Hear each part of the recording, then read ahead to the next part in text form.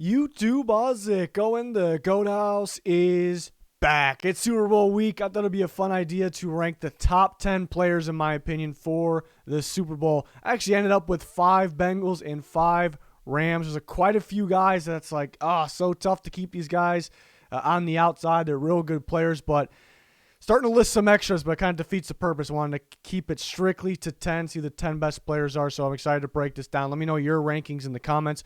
We have a bunch of recent videos up covering the offseason, whether it's free agency, the draft. Definitely more to come. We got you covered fully for the NFL. Like, subscribe, turn notifications on. Check out our Twitter, important things on there. Patreon has some bonus offseason content. Links down below for anything that you're looking for. Number 10, we're going to go Mike Hilton, slot corner from the Bengals. I mean, this is one of the X factors of the Super Bowl, too. Mike Hilton versus Cooper Kupp, slot receiver of the Rams versus one of the best, maybe the best, versus one of the best, if not the best, slot corner in football. Mike Hilton has been very tight in coverage, has been a problem for opposing offense. So the second half against the Chiefs, just absolutely locked down, used his instincts against the Titans for that big interception when the Titans were probably having their best offensive drive of the game.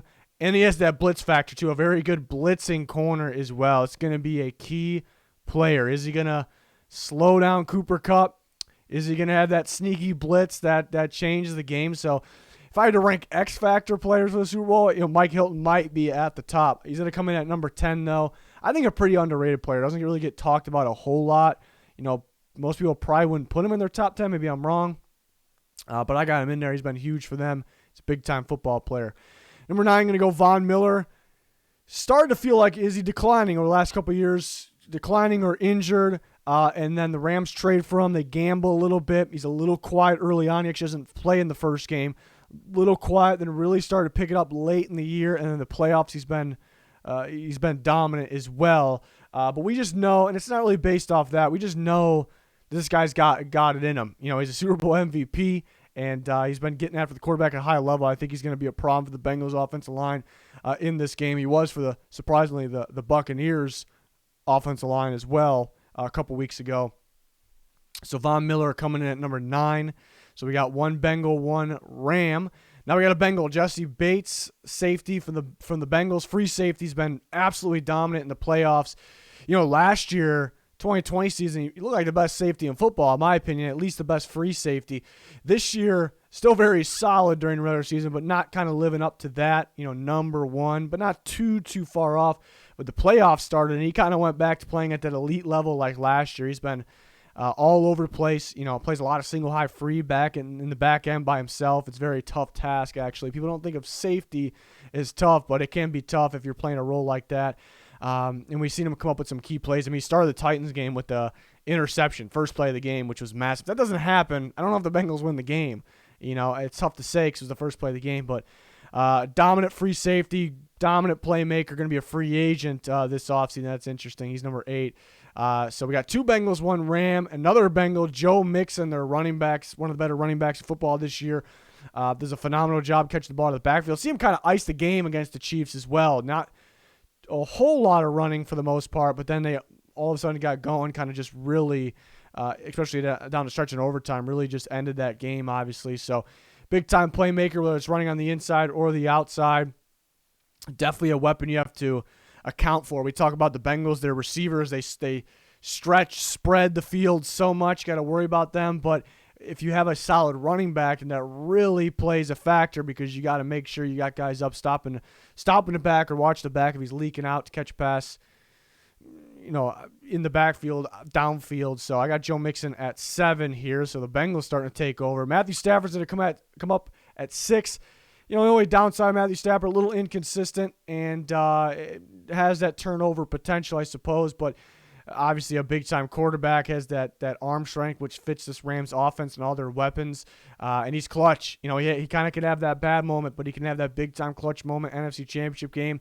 That drive they went to go take the lead, they had a 3rd down, had to convert it, tight window throw to Cooper Kupp on a slant. That was an amazing throw there, an absolute clutch throw. So he's clutch. All eyes will be on Matthew Stafford. No one really talking about Joe Burrow, how he'll be. People kind of confident with him. But even though he's a second-year guy, people kind of watching Stafford. Can he take care of the ball? Can he keep them in the game? How will he be against the Bengals defense? So an X factor, I guess. I think both quarterbacks always have to be, but Stafford has been clutch. We'll see if he continues to be clutch here in the Super Bowl. Number 5 is I'm going to go with JaMarr Chase, rookie, coming in at number 5 out of the players in the Super Bowl. He's already one of the best receivers in football. I think he very well can be the best in a year or two. He's just that good, a rare type of prospect. That's why he went as early as he did. Just so good at fighting off defenders without interfering and attacking the ball. I mean, he can high point the ball. He can catch any ball. He can run after the catch to see him to give him the screen passes over the middle of the field. He could separate if you need him to. There was some concerns about that. He's just so damn good, like fooling the corner, getting him turned around, and just not making it known with his body language where the ball is going to be at. I don't know if there's anyone better. He might be the best in football already at that. Just such a special talent. And then him versus Jalen Ramsey will be very interesting, obviously, to watch. It's kind of a key matchup. We talked about Mike Hilton, the Bengals slot corner versus Cooper Kupp, the Rams slot receiver. And now we look at the other side, Jalen Ramsey, outside corner versus outside receiver, JaMarr Chase. Going to be interesting. How much is Ramsey on Chase? Because the Rams do run a lot of, they'll run cover 4 and cover 3. They're not always in man coverage. It's hard to have a guy shadow someone if you're not man coverage, but the Rams tend to do that in those big games. When there's a big-time receiver, they'll actually have Ramsey just stick on a guy. So it'll be interesting to see how much of that they do. Can the Bengals get Chase away from Ramsey? We saw that in the playoffs last year, actually. The Packers made sure they got Devontae Adams away from Jalen Ramsey. It kind of worked out. Adams does play in the slot a lot. Chase is kind of an outside guy, so somebody's going to have to deal with him on the outside. So another one of those X factors. He comes in at number 5. Number 4 is going to be Jalen Ramsey. It's just so many good players. You'd think Jalen Ramsey, the best corner in football, going to be number 4 on this list. There's just so many good players in this game. We see why these two teams are in the Super Bowl. Best corner in football, lockdown and coverage, can play zone, can play man. Super good coming up, attacking the ball and tackling as well. And such a big-time playmaker. When he's not really known as a playmaker, a guy that gets his hands on the ball, maybe as much as some of these J.C. Jackson, Trevon Diggs. But when he absolutely needs to be, he can be, But you want the lockdown guy first, the guy that's not giving up much of anything there. He comes in at number 4. We'll see how the Bengals scheme things open away from him. Number 3 is going to be Cooper Kupp. It's real tight up here with the top 4, real tight. But Cooper Kupp, see him play a lot more in the slot this year, and it's able to kind of create more separation for him. And he's been getting open, making the catches. Very underrated after the catch. You don't think of him as a guy that's going to make people miss, break tackles even, but he does.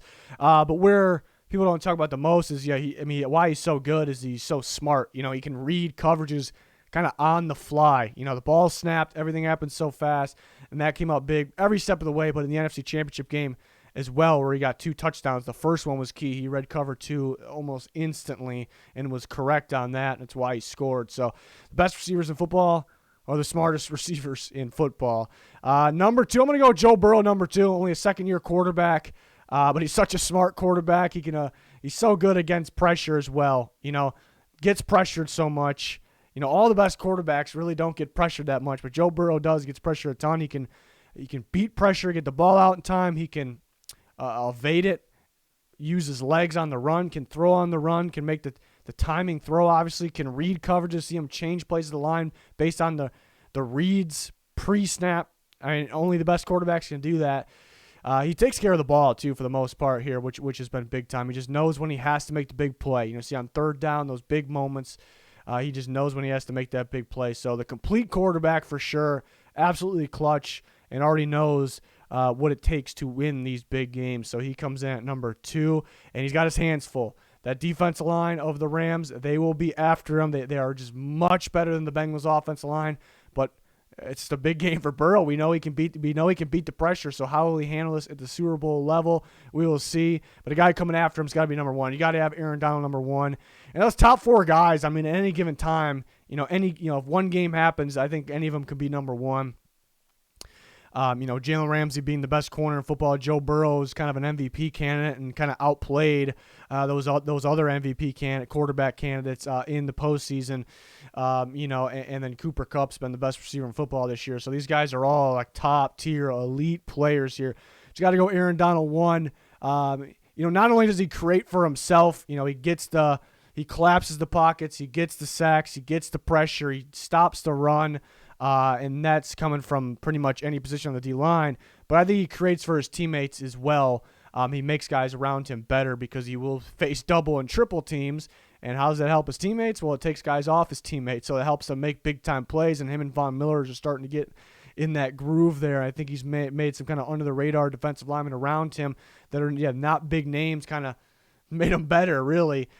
So the focus for the Bengals is how do we stop this guy? How do we put as many guys without being too many guys on this guy for us to win the game? How do we get the ball out quick? Because they're thinking about Aaron Donald here. So he was, it was interesting. The NFC Championship game, he was pretty quiet for about 3/4 of that game. The 49ers did a hell of a job. The 49ers maybe have a better offensive line than the Bengals, but we'll see if the Bengals got something on tape or got something figured out. We can put so much on this guy. Let's make the other guys, Von Miller, Leonard Floyd, beat us.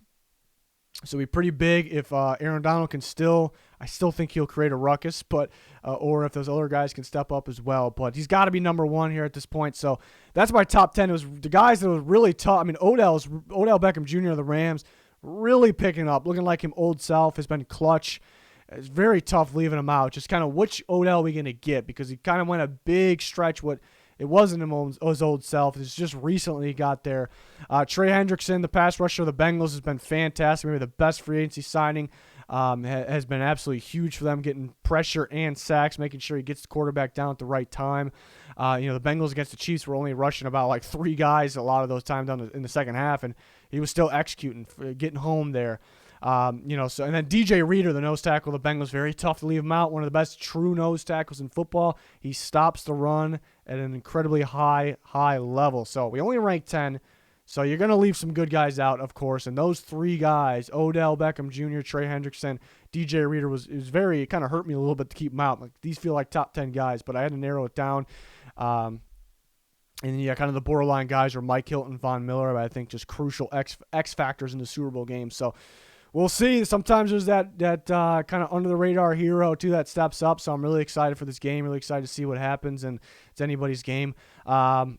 We got all kinds of our Super Bowl picks on the channel or coming to the channel, and then we have all kinds of off-season content on the channel already, and then more coming, of course. We got you covered with everything. In-season games, including the Super Bowl, trades, free agency grades, NFL draft, full coverage. We got you. So join us, subscribe, turn notifications on, follow our Twitter, check out our Patreon. There's links down below for that. And again, a bunch of recent videos up. So head over to the channel, check those out. All much appreciated. It's going to do it for this one. Thanks for watching. Goodbye.